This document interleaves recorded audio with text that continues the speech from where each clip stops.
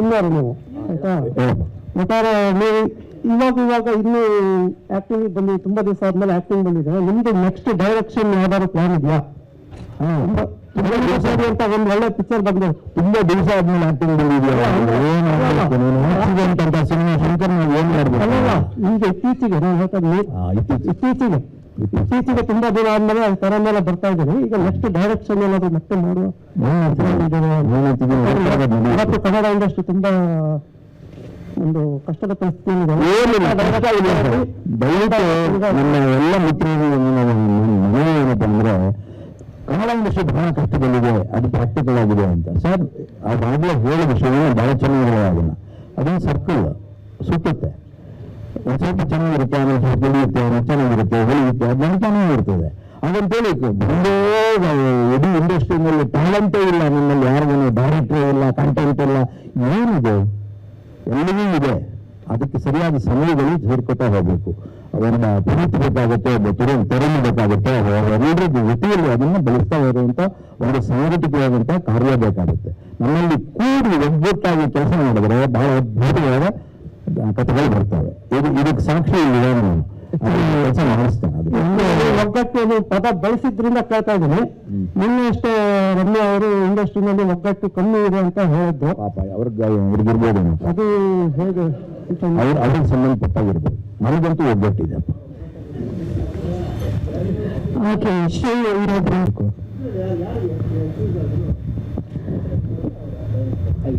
ಹರೀಶ್ ಅಂತ ರಾಣಾ ಚೂಸ್ ಮಾಡಿದ್ದು. Sir actually ನಾನು ಕಥೆ ಮಾಡಿಕೊಂಡು ಬಂದು ಪಿಚ್ ಮಾಡಿದಾಗ ಹೀರೋ ಇರಲಿಲ್ಲ. ಕಥೆ ಅಂದ್ರೆ ಯಾರು ನೋಡ್ಬೇಕು ಅಂತ ಇರಲಿಲ್ಲ. ಒಂದು ಕಥೆ ಆಗಿ ಒಂದು ಕ್ಯಾರೆಕ್ಟರ್ ಆಗಿ ನೋಡ್ಕೊಂಡು ಬಂದಿದ್ದು. ಆ ಕ್ಯಾರೆಕ್ಟರ್ಗೆ ನನಗೆ ಒಂದು ದೊಡ್ಡ ಸೂಪರ್ ಸ್ಟಾರ್ ಅಥವಾ ಆಕ್ಷನ್ ಹೀರೋ ಅನ್ನೋ ಥರದ್ದು ಹಾಕೊಂಡು ಥರದ್ದು ಇಲ್ಲ ಅನ್ನೋ ಥರದ್ದು ಮಾತ್ರ ಪ್ಲಾನೆಟ್ ಇತ್ತು ನನಗೆ. ಅದಷ್ಟೇ ಜರ್ನಿಲಿ ನಾನು ತರುಣ್ ಸರ್ಗೆ ಅಪ್ರೋಚ್ ಮಾಡಿ ಕಥೆ ಮಾಡ್ಕೊಂಡು ಹೋಗಿದ್ದು. ಕಥೆ ಮಾಡೋ ಹಂತದಲ್ಲೂ ಕೂಡ ಹೀರೋ ಯಾರು ಅಂತ ನಾವು ಅನ್ಕೊಂಡಿರ್ಲಿಲ್ಲ. ಮೊದಲು ಕಥೆ ಹೆಂಗೆಲ್ಲ ಕ್ಯಾರೆಕ್ಟರ್ ಹೆಂಗೆ ಮಾಡುತ್ತೆ ಅಷ್ಟೆಲ್ಲ ಮಾಡ್ಕೊಂಡು ಇರ್ತೀವಿ. ಅದೊಂದು ಸರ್ಕಲ್ ಆದ್ಮೇಲೆ ಇದಕ್ಕೆ ಯಾರು ಆರ್ಟಿಸ್ಟ್ ಅನ್ನೋ ಥರದ್ದು ನಾವೊಂದು 3-4 ಹೆಸರುಗಳನ್ನ ಇದು ಮಾಡ್ಕೊಂಡಿರೋದ.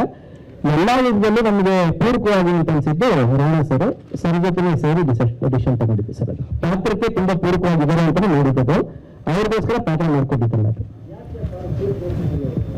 ಸರ್. ಇದಕ್ಕೆ ತುಂಬಾ ಇಮೇಜರೇ ಆಗಲ್ಲ, ಒಂದು ಚಿಕ್ಕ ಝೀರೋ ಇಮೇಜ್ ಇರಬೇಕು. ಬಟ್ ನಮ್ಗೆ ಪರ್ಫಾರ್ಮೆನ್ಸ್ ಮಾಡ್ತಾನೆ ಅಂತ ಗೊತ್ತಿರಬೇಕು. ಆ ಥರದ್ದೆಲ್ಲ ಒಂದಷ್ಟು ಕಂಡೀಷನ್ಸ್ ಹಾಕೊಂಡಾಗ ಅವಾಗ ಒಂದಷ್ಟು ಆಕ್ಟರ್ಸ್ ಬರ್ತಾರೆ. ಅಂದ್ರೆ ಆ ಏನಿಲ್ಲ ಅಂತ ರಾಣ ಅಂತಾನೆ ನಾವು ರಿಪೀರ್ ಅಂತ ನಾವು ಇಲ್ಲ ಎಕ್ಸಾಕ್ಟ್ ಅಂತ ನಾವು ಒಂದಷ್ಟು ಮ್ಯಾನೇಜ್ ಮಾಡ್ಕೋತೀವಿ. ಇಂಥ ಆಕ್ಟರ್ ಹಿಂಗೆ ಮಾಡ್ಬೋದು. ಸೊ ಅದರಲ್ಲಿ ಕೆಲವು ಅವೈಲಬಿಲಿಟೀಸ್ ಆಗಿದೆ. ಪರ್ಫಾರ್ಮೆನ್ಸ್ ವ್ಯವಸ್ಥೆ ಆಗ್ತಾರೆ. ಒಂದು ಕ್ಯಾರೆಕ್ಟರ್ ಅಂತ ಹೇಳಿ ಕಲ್ಪನೆ ಕಟ್ಕೊಂಡಾಗ ಆ ಫೇಸ್ ಯಾವುದಕ್ಕೆ ಇರುತ್ತೆ ಅಂತ ಒಂದು ಐಡಿಯಾ ಬರುತ್ತೆ. ಹೈಟು, ಪರ್ಸನಾಲಿಟಿ, ಕಲರ್, ಪ್ರತಿಯೊಂದು. ಸೊ ಅವಾಗ ನಮಗೆ ಫಸ್ಟ್ ಚಾಯ್ಸ್ ಬಂದಿದ್ದು ರಾಣ. ದೆನ್ ಹೆಸರು ಕೇಳೋಣ. ಆಮೇಲೆ ನನಗೆ ಅದೊಂದು ಭಯ ಇತ್ತು. 2 ವರ್ಷದಿಂದ ರಾಣ ಪಿಕ್ಚರ್ ಮಾಡಿಲ್ಲ, ಬೇರೆ ಬೇರೆ ಪ್ಲಾನ್ಸ್ ಆಗಿದ್ದಾರೆ, ಏನು ಗೊತ್ತಿಲ್ಲ ಗೊತ್ತಿಲ್ಲ. ಬಟ್ ಅಪ್ರೋಚ್ ಅಂತ ಮಾಡಿಲ್ಲ ಅಂತಂದ್ರೆ ರೀಸನ್ ಬರುತ್ತಲ್ಲ ಅಂತ ಅಪ್ರೋಚ್ ಮಾಡಿ ವೆರಿ ಕೈಂಡ್. ಸೊ ಕತೆ ಕೇಳ್ತೀನಿ ಸರ್, ನನಗೇನೆಲ್ಲ ಸರ್ ಅಂತದ್ದು. ಸೊ ಕತೆ ಕೇಳಿದ ಬೇರೆ ಇಮಿಡಿಯೇಟ್ಲಿ ಮಾಡ್ಬೋದು. ಅಷ್ಟು ಸಿಂಪಲ್ ಆಗುತ್ತದೆ. ಓಕೆನಾ?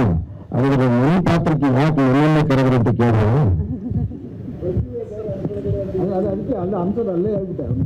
ಸರ್ ಆಕ್ಚುಲಿ ಏನಕ್ಕೆ ಕರೆದ್ರಿ ಅನ್ನೋದಕ್ಕಿಂತ ಸರ್ ಆ ಪಾತ್ರ ಮಾಡಿದ್ರೆ ನಾಡಪ್ಪ ಅನ್ನೋ ಪಾತ್ರ ಮಾಡಿರೋದು.